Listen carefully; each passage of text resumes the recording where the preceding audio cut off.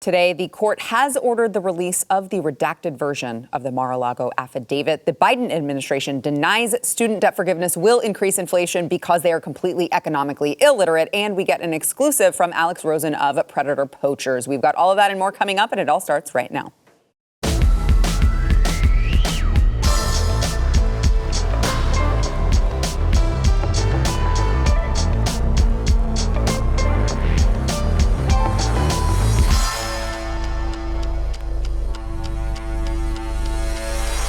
Welcome to the news and why it matters. I am Sarah Gonzalez, today joined by Jakub Williams, BlazeTV contributor and host of The Bottom Line, and also John Doyle, BlazeTV contributor and host of Heck Off Commie, or so I'm told. That's true.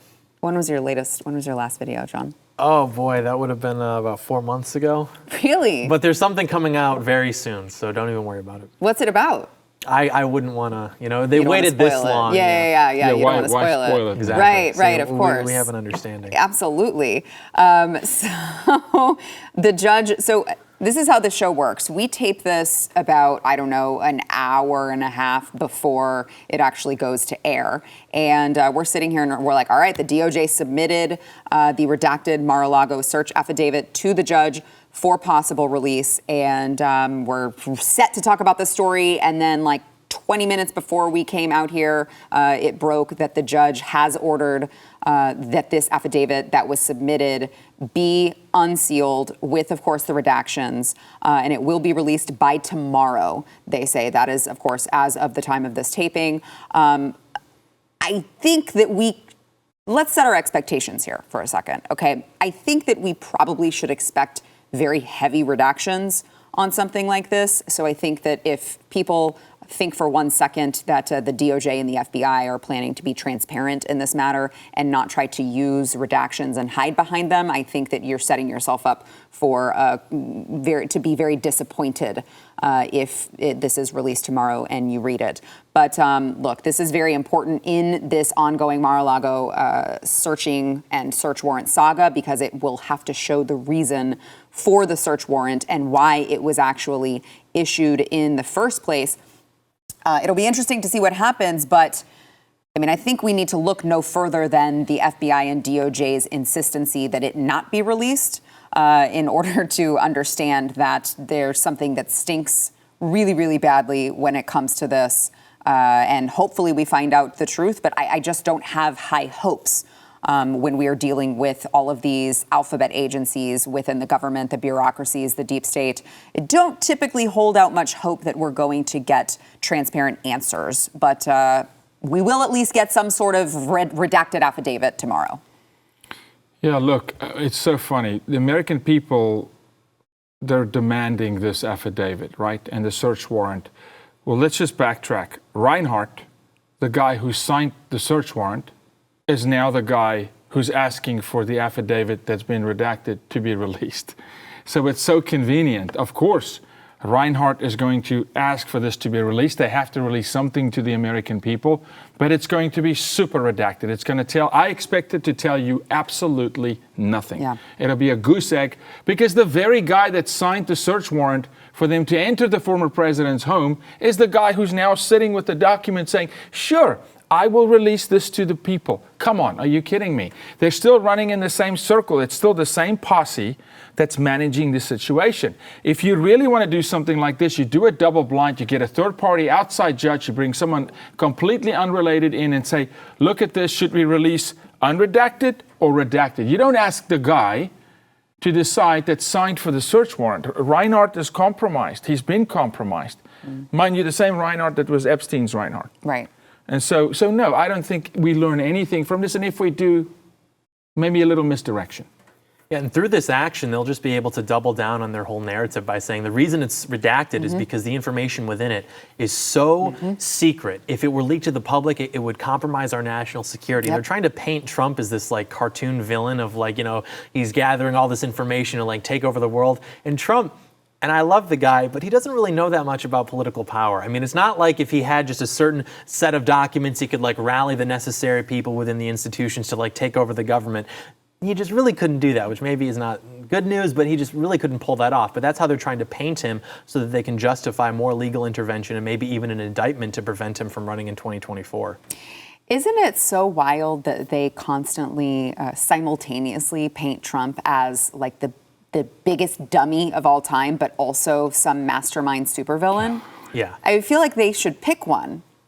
Yeah, I wish that he were a mastermind supervillain, to be honest. You don't think he's playing like 8D, 10D chess? I think he is in a lot of ways that people don't often give him credit for, but with this, I don't think so. Yeah. Look, they want him to be the Lex Luthor, right? They want to paint him as Lex Luthor, and then at some times they want you to believe that he's Batman. You know, that he's got this mad following when he shines the light they're all going to show, which is true, but I'm with you. Look, he is a very, very shrewd, wise businessman. And he looks at everything as a bit, just read The Art of the Deal. He lives, that's his life, by the way. Yeah. That could have been an autobiography. He is that. I've had the privilege of being in Trump Tower and watching the organism work. It is a machine. They're smart over there. Yeah. They really, remember, they ran their own campaign. He did not hire outside firms. It was him and his family and the Trump Hotel Group folks that ran his whole campaign and won the presidency. They're smart. Yeah. They are smart.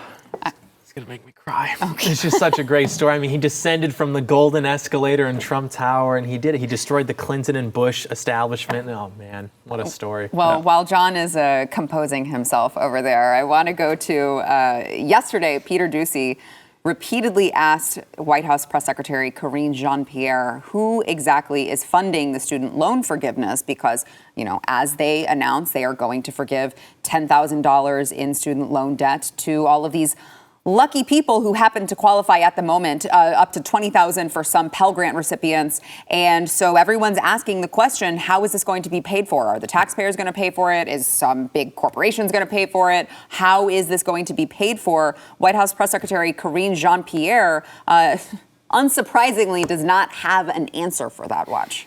Here's what we have done. Here's a lot about how much it might cost, it might not cost. Who is paying for this? What we are saying is the work that this administration has done, the work that the Democrats in Congress has done is actually there, and you see that the 1.7 trillion deficit deduction that you see is going to benefit us in being able to do something for the middle class, to do something for the middle class. But when you forgive debt, you're not just disappearing debt. So who is paying for this?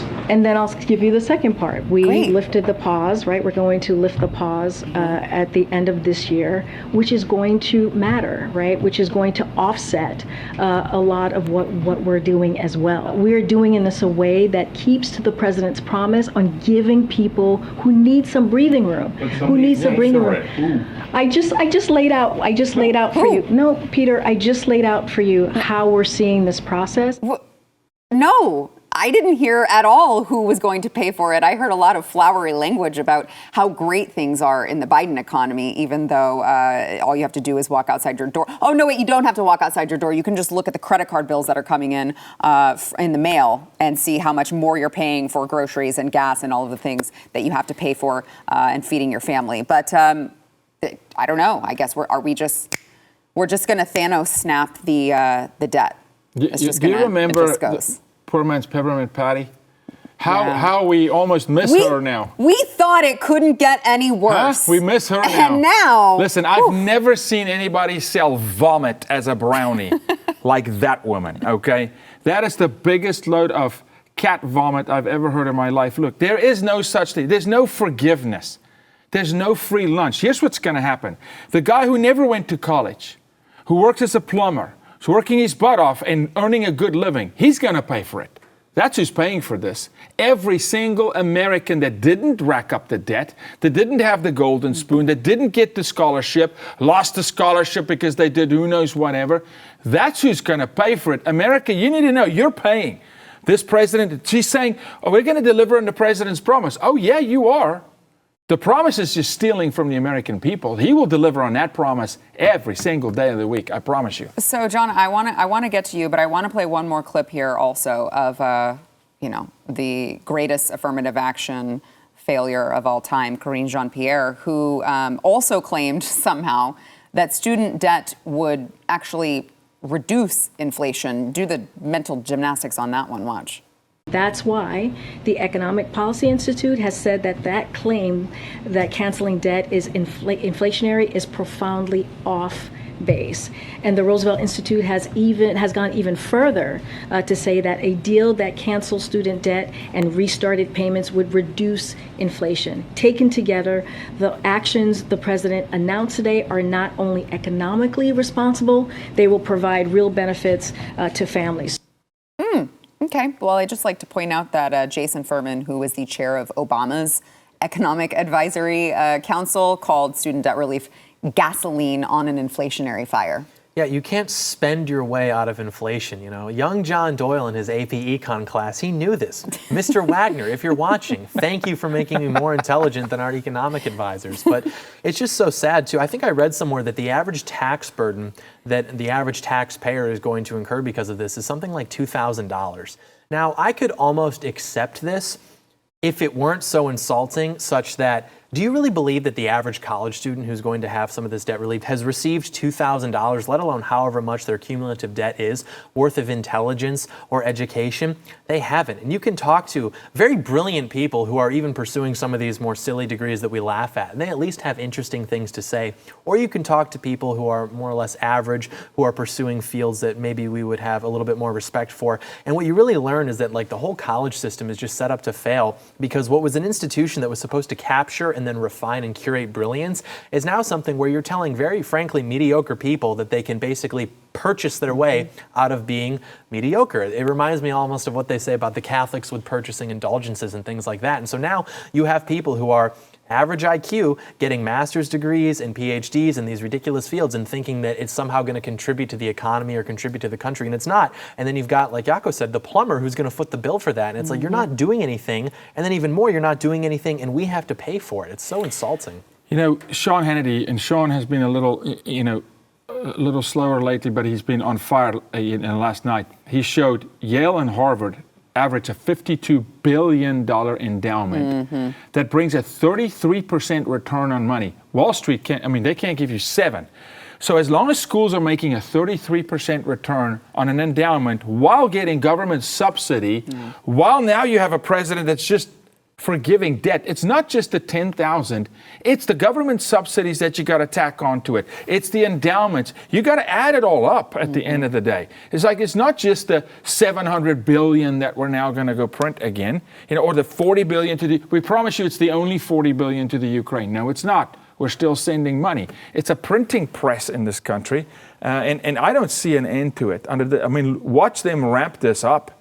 He's already talking about taking it from 10,000 to 20,000. He started talking about that today. Well, yeah, this is how they do it, right? Slowly and incrementally, they move towards what their radical goal is. I would be remiss if I didn't at least play Joe Biden himself being asked the question, what about why is it fair? Is it fair to the Americans who already paid off their debt or who perhaps didn't take on the debt in the first place because they were trying to be responsible? And I'm not sure what to make of his answer, probably because it doesn't make any sense. I'll let you watch. Mr. President, is this unfair to people who paid their student loans or chose not to take out loans? Is it fair to people who, in fact, do not own multi-billion-dollar businesses? They see why these guys give them all a tax breaks. Is that fair? What do you think? What about people who paid their loans, though, struggle to pay their loans, and now others don't have to? Is it fair to kangaroos that leopard geckos eat crickets? What do you think? What do you think? I love this girl. I made about as much sense. More. I'm like, okay, I understand that you guys are completely economically illiterate, but I still can't even understand what he was even trying to equate with that. Yeah, he's been doing this too for his entire career, and we forget that he's always just been very off-putting and just says like ridiculous things. And now that he's becoming more mentally maybe obstacled. He Challenged. He's slipping up more often. How ableist It's of you. providing some really good content. So even though like we're declining, it's at least somewhat enjoyable. Yeah.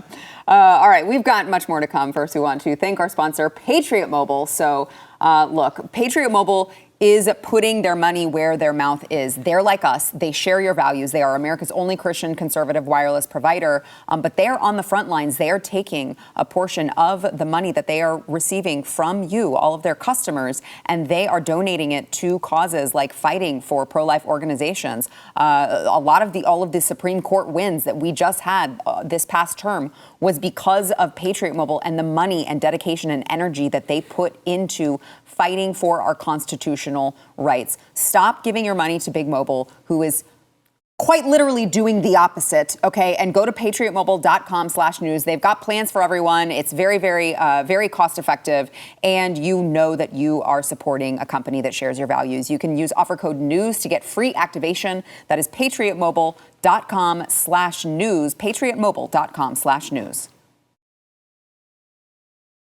We covered this story yesterday. Alex Rosen of Predator Poachers had caught a trans-identified pedophile who wanted to meet up with a 9, 6, and 1-year-old for sex. Now, I want to get into a little bit more details of this, not because it's fun to talk about, but because it's necessary. But I do want to play for those of you who may have missed it yesterday. Here is the clip from yesterday showing this encounter. Watch. Cameras are for your safety, okay? I got your messages here that I need to talk to you about, okay? Yeah, I do. All we want to do is have a conversation, okay? So it says, it's explaining predator hunters in Berkeley, California, confronted, as I told you, a trans-identified pedophile who wanted to meet up with these 9, 6, and 1-year-old girls. The adult, of course, had spoken to a decoy who was presenting as I think we both understand the girl. implication of these messages, okay? All we want to do is just have a talk. This is to a 9, a 6, and a 1-year-old. When stuff is said like, when stuff is said the 1-year-old can learn how to get touched, the 1-year-old can do things that need to be addressed.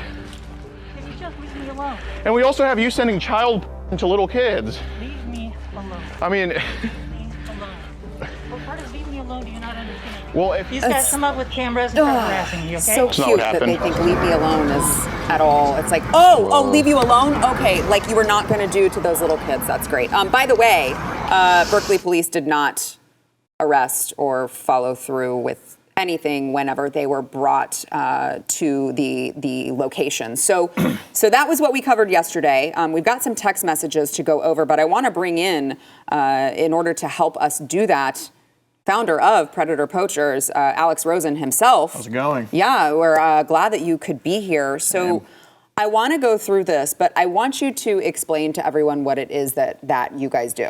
So it's like the show To Catch a Predator, but I like to say like we get the sicker ones because instead of posing as like 15, 14, we always pose as 13 and under. Typically we pose as 11 years old online as a little girl. And in this case, we're posing as 2 9-year-olds online. She attempted to meet one of the 9-year-olds who had a 6 and a 1-year-old sister that we kind of made up. And these pedophiles from across the country message us, and we ask where they're from after stating our age. And we use a very young-looking photo. We either use photos of adults from when they were actually around 11 or 12, or altered photos on this app called Face App to make anybody look like a kid. And they already assume we're young, but we tell them our age just for extra evidence. And we ask where they're from. They say a location. We always pick a city close or their city. And these people have in their mind that there's a little girl that's in their area, and they act accordingly. And this individual here, Sophia Westfall, she was messaging who she believed to be 2 9-year-olds, and she attempted to meet one of them along with her 6-year-old and 1-year-old sister that she wanted to molest all 3 of them at a park and then walk back to their apartment and actually do the deed. And what we do is our goal is to get their confession on camera. Happens like 90 to 95% of the time, but in this case, whoever it was smart enough to not talk to us and kind of like threw a tantrum, played the victim. And then we turn over the evidence to police with ideally the messages, their confession on camera, and everything, and then we end up going to court. So in this particular instance, you had at least these text messages between this I guess for legal purposes, I need to say alleged pedophile, but we can see it right here, okay? She, he, it, whatever says, well, you know I love young girls. I'm just excited thinking about how fun it could be to play in bed with both of you. And the decoy, I assume, says, I have another sister, but she's probably too young. She's only 1, LOL. The it says, that doesn't bother me, never too young to start learning. How old is your mom, by the way? So I just... Why did the police, when they were called, why did they say they weren't going to do anything? Probably George Soros, if you look at the root cause of it. But, you know, I really don't know. I mean, I knew that we were doing the catch in Berkeley. Like, I consciously chose a place in Berkeley because that was close to wherever it lived.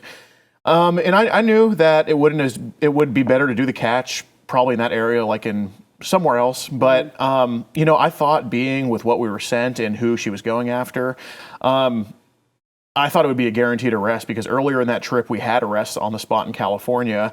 And, you know, I was aware, like I said, it was in Berkeley, but I even thought they would do something about it because she did transmit child porn to one of our decoys. Not the one that me and Nikki, who helped me with these messages, were working on, but the other 9-year-old we were posing as, the guy in Germany.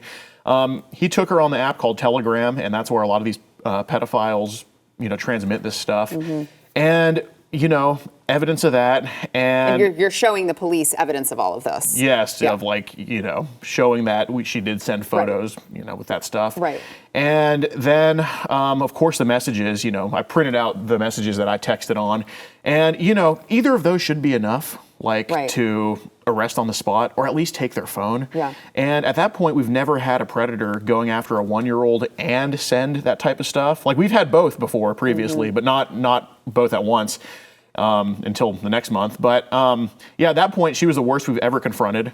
And yeah, it was just horrible. And the fact that the officer was correcting me on their pronouns rather than really doing anything about what was sent, because, you know, they gave Sophia the opportunity to go either trash her phone, try to wipe everything off of there, or something. And even if Sophia did that, the messages are still enough for online solicitation.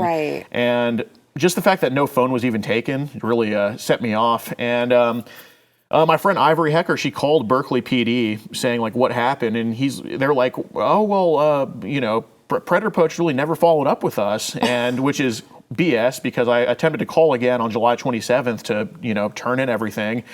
And I got hung up on. Like, they put me on hold, waiting music, then I got hung up on. So finally yesterday, since thank you guys for blowing it up on Twitter, I called Berkeley PD again. Everybody that I talked to there knew about what was going on. And I bet they did. Yeah, so the evidence on my end is turned in, and we're just waiting on the other decoy to turn his stuff in. But well, you're going to have to keep us abreast of what's going on there. I do want to ask you as well, how many times have you been kicked off of YouTube?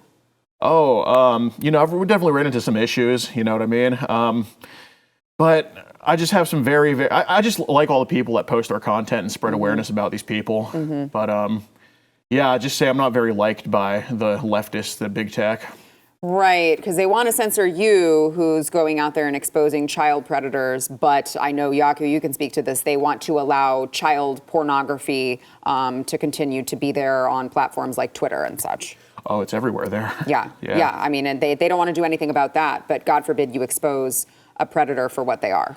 Yeah. So we started decoying on Twitter like the past month, and a lot of the hashtags these people follow, like they, you know, if you put in this hashtag Dropbox, you know, apparently they just post drop boxes on there, and I'm pretty dang sure what it contains. Really? Yeah, because they can't post it directly to Twitter, but, you know, if they post a link, they're good to go. And it's like a whole community on Twitter of maps. Like there's a lot of these people have pizza in their thing. Like if they have a pizza logo in their bio or emoji, then it's an indicator that they're into, you know, the Pizzagate type of stuff. Right. Well, I don't know how you do it, and stay sane, but tell everyone where they can find you. You can find our videos on YouTube at Puggy Pug, and you can also find us on Rumble, Predator Poachers, capital P's, no space.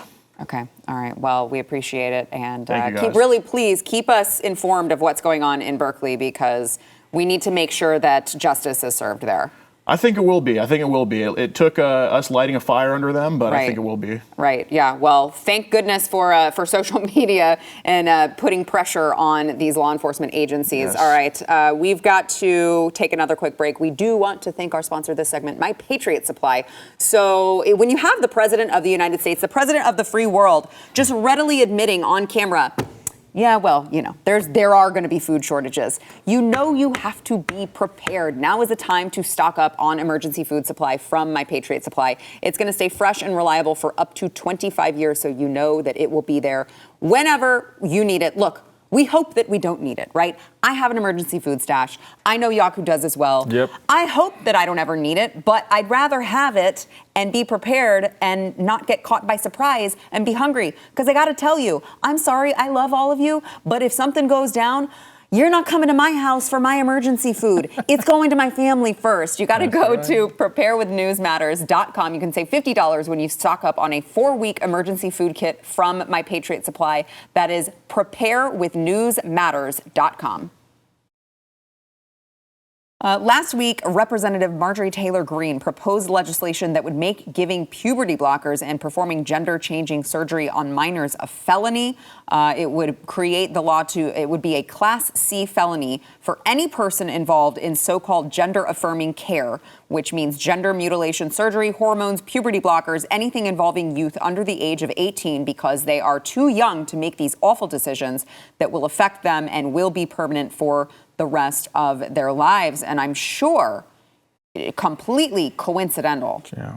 In completely unrelated news, Marjorie Taylor Greene's home has been swatted twice in 2 days. So the first incident took place Tuesday night. A person called 911 using a computer-generated voice to claim that someone was shot multiple times in her house. The person later placed a second call saying that they were upset about her views on transgender youth rights. And the police say that they are looking into it, but they say that they used a VPN, and so they have been thus far unable to locate them. The person apparently identifies themselves as Wayne Greene and claims they came out as transgender and possibly shot their family whenever. Oh, I'm sorry. This is the second incident. Yes. Whenever they called and they said, I'm a transgender youth. This is my name, Wayne Greene, and I've just shot my family. And so they sent them to the home, swatted her again. And I just, it's just interesting with as much as the FBI does and as many people as they're spying on and as many phones as the NSA has wiretapped that, I don't know, that they just are unable to locate people who do things like this. It just kind of blows my mind a little bit. Yeah, look, it's highly probable that the amount of effort that's going to go into finding this person is going to be very little because of who Marjorie Taylor is and what she's doing at the moment, going after something amazing. And thank you. And thank you to the previous segment for anybody who fights against pedophilia and predatory behavior and Marjorie Taylor Greene as well. But they can absolutely track the person, though, because they can go to the VPN provider and they can serve a search warrant. No problem serving search warrant at Mar-A-Lago. They can serve what's called discovery in a flash on a company to say, look, a representative is being threatened here. And by the way, the guy posed as her son. He was saying that he's her son, he's a Green, and he's going to commit suicide and he's going to kill anybody that tries to stop him. But they can't find this guy. But they can search the president's home. They can get warrants for that. Yeah, right. Sure. Yeah. Fascinating. I'd like to try, Lily, I know you're listening in the control room. I'd like to try to get Marjorie Taylor Greene on next week to talk about this. Because this is a big, look, they're doing it to Tim Pool. This is like the new thing from the left is you don't like someone's views. The Supreme Court justices outside their houses. Yeah, just swat them. Just have SWAT enter their house and start waving all of their guns around thinking that they're going to find some criminal. Yeah, and that's the purpose of swatting, too. It's less the inconvenience and more the dice roll that hopefully they get shot. Like when they swat somebody, for those unfamiliar, the whole SWAT team shows up to the house, and it has killed people before. I mean, there have been streamers, whether it's like video game streamers or other, and it starts as like a prank, but then it becomes very serious very quickly. And so now they're using it literally as like an intimidation tactic to try to get people like MTG killed because she's simply saying, hey, maybe we should make it illegal to like mutilate the genitalia of children. Which, by the way, the only reason that's legal now is because it never would have even occurred to people that this would be practiced in this country. They never thought 30, 40 years ago to be like, hey, you know, we should probably, just in case, make this illegal. Most of the laws we're writing right now, nobody thought we'd have to protect a 5-year-old in the class. And that just goes to show just how much ground we've lost, to where now this woman is not only coming out and saying, yeah, we should finally, you know, make this illegal, but she's also having her life implicitly threatened because of that. And it's very scary stuff. I mean, you have to imagine, I know that she did an interview where she said, and I completely believe her, that it was like she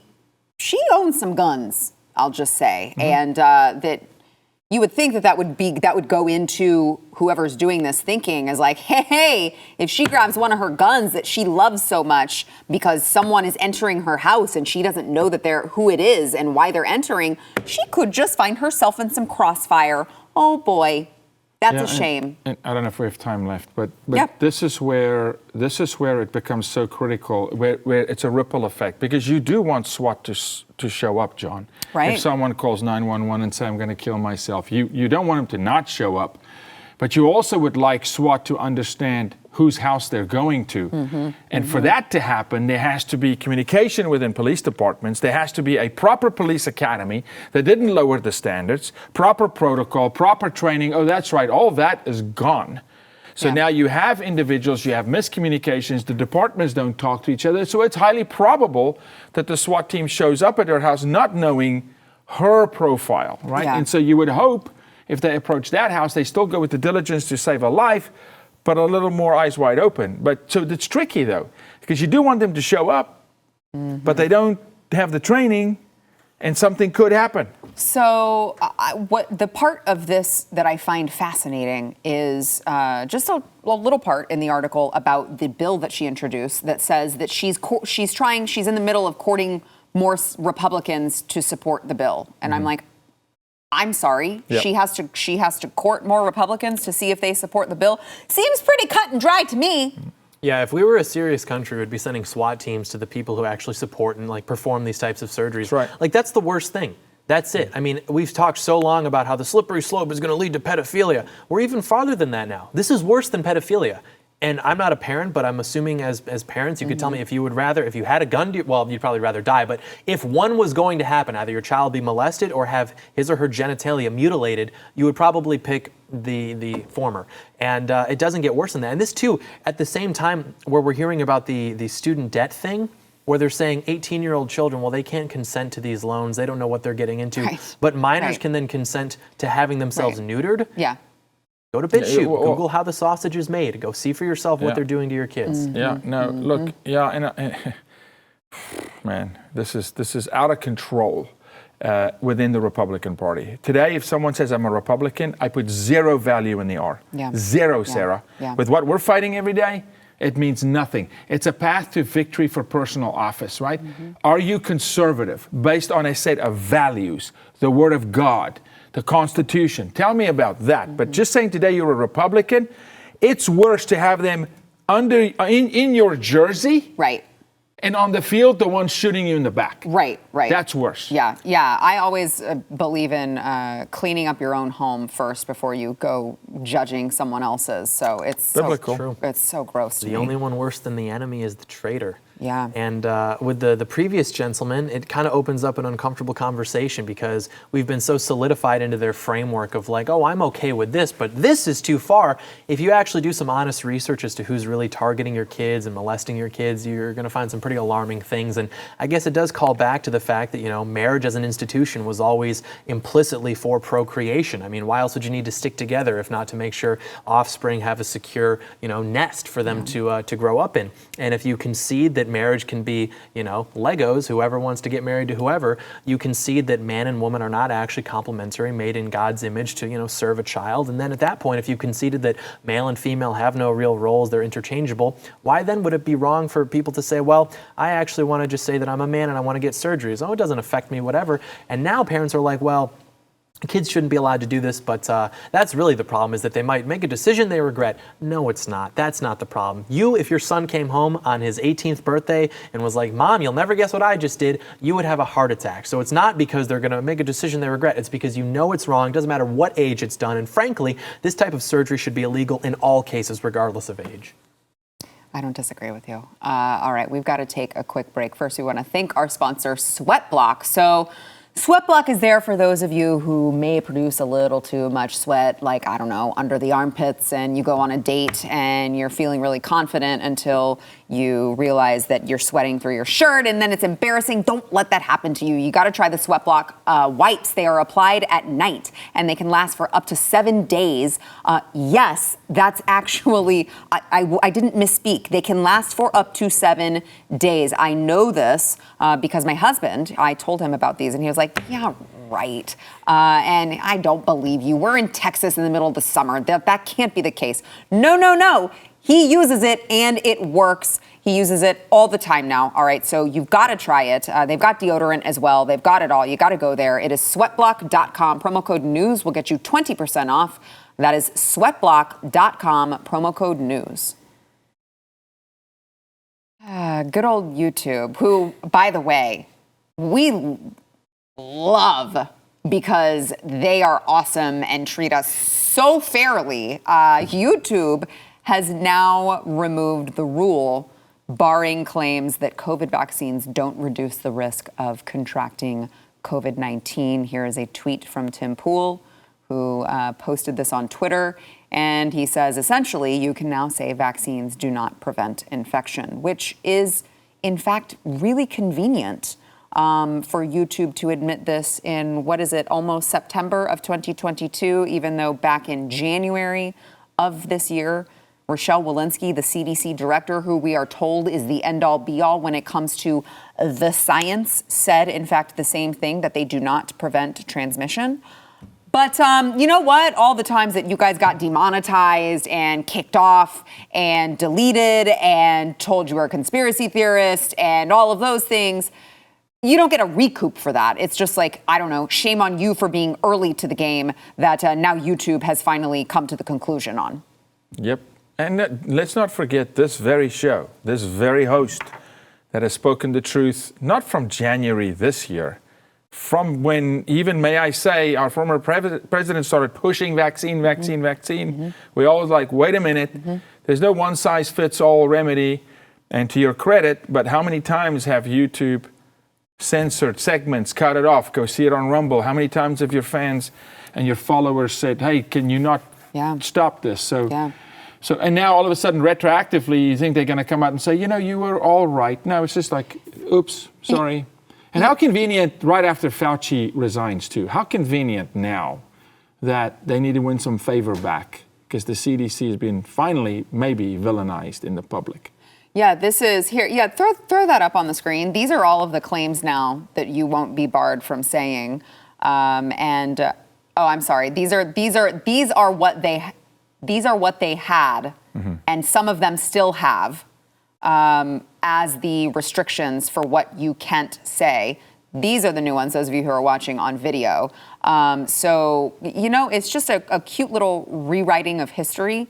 But again, I mean, I feel really bad about it, but this show got the BlazeTV YouTube account demonetized for quite some time because of just citing actual studies that disagreed with the science. And now here we are. In retrospect, it's all 100% true. Yeah, and it wasn't even crazy either. That's what you really have to kind of give people the benefit of the doubt for when they are taking an opinion that is so universally dissenting. You have to almost want to hear them out. Like, you must know something that maybe the rest of us don't. You must have done your research. And as this show proved, you guys had. I don't think I was on at the time. And now it is true. Well, it never ceased to be true, but it is now being confirmed to be true by these people. And this show lost a lot of money for it, and there were huge names that were completely taken off YouTube because of this issue. And that's how you know that it wasn't just incompetence, it was really malicious, because they're not saying, oh my gosh, we're so sorry. Hey, I think Dan Bongino is one of these guys. Can you please come back on our platform? It's just like, Joe, but people lost their jobs. Doctors committed suicide for losing their practices. We're talking, this is serious stuff. Okay, yes, it is not good to be demonetized on a network, but it goes beyond that because I know personal doctors, champions, who went on Twitter and said, hey, pause for a moment, XYZ, and these guys got not just deplatformed, that's one thing. They lost their patients. They lost practices, and nurses lost jobs. So it's serious. So to just come flippantly and go, oh, you know what? We've now discovered, you can now say the vaccine does X, Y, Z. This is why I say, I hope and I pray whoever is in the White House next has some kahunas and will go after Fauci and will go after these people who have literally caused millions of people to get either very ill or die, over time. I mean, there has to be some set of consequences. You can't just say, you know what, you were right, Sarah.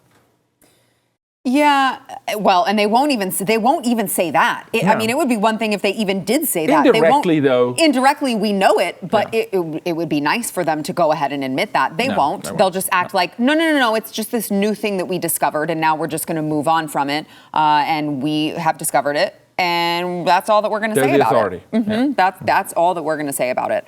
I feel like I would be remiss if I didn't remind people that we're trying to do a lot here at Blaze TV to get the truth out to you, and we never know when that is going to be just completely shut off, when we're just going to say the wrong thing and it's just going to be completely shut off. And I know that there are a lot of you out there who complain anytime we do have to censor anything and put it exclusively on Blaze TV or on audio podcast only, and you get very angry.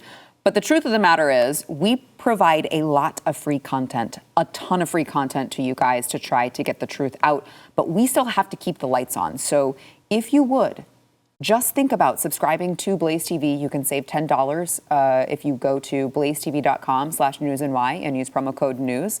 As Yaku pointed out, I'm sorry to toot my own horn, but we've been right about all of it the whole time. And it would be great if, I know it's hard times right now, but if you can support us, we sure would appreciate the support. Sarah, can I just say one thing? Sure.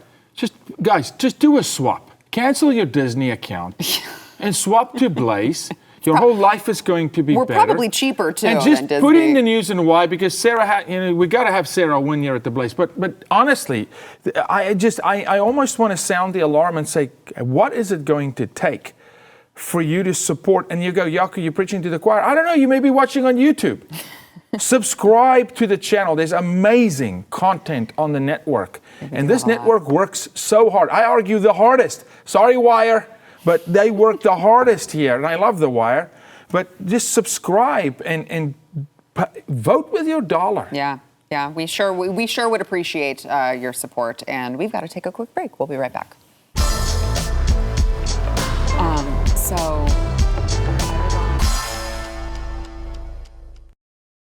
The Department of Homeland Security, let me repeat, the Department of Homeland Security is spending nearly $500,000 of taxpayer money to build a fence around Biden's beach house in Delaware. Secret Service spokesperson declined to comment on the means, methods, or resources used to conduct our protective operations and cited the need to maintain operation security. Now, as you're processing this, I'd just like to show a photo of the gap in the border wall there we go. The gap of the border wall at Yuma, Arizona, which, let's just give them a little bit of credit. They're starting to fill in all of a sudden, but, they're just claiming that they're cleaning the mess up left by Trump. We've got about a minute. Here's what I did. I did a quick calculation for what the fence is going to cost around Biden's home, what he's paying per square foot. It would cost him $300 billion to complete the border wall between Texas and Mexico. You're paying for that man's fence at that rate, so go figure. Yeah, the cost of the wall has been sent to Ukraine by multitudes, and only 30% of that money is even getting to where it's supposed to be. Yep.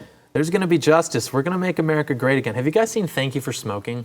Yes. Remember the scene when they've got the guy in the back of the car and they're putting all those nicotine patches on him, like you get what you deserve? That's Fauci. That's Biden, but with Moderna, Pfizer, all these. Oh, I like this. See? This is why you got to subscribe to Blaze. These are the ideas that you're going to see only here. or it used to be on Heck of Commie. But still. Maybe again. Now here.